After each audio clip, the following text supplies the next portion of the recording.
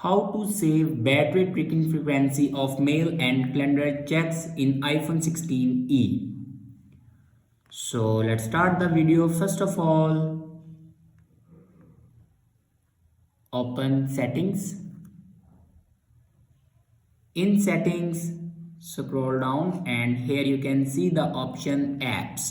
Now click on apps and then click on calendar.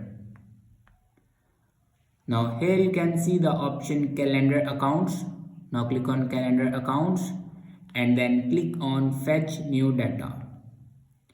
Now turn push button off and then here you can select manually, hourly, every 30 minutes, 15 minutes and automatically.